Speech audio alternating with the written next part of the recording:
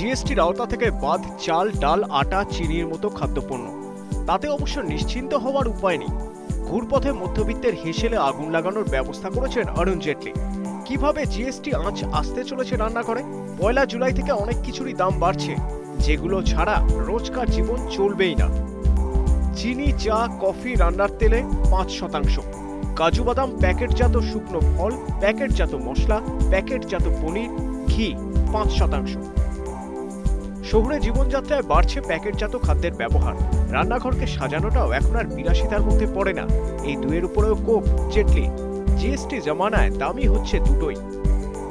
নন modular chimney, kitchen chimney, oven ও গ্যাসের সরঞ্জাম 12%, বেশ কিছু প্যাকেটজাত খাবার 18%, মডিউলার কিচেন ও চিমনি, রান্নাঘরের নিরাপত্তায় ব্যবহৃত সরঞ্জাম 28%।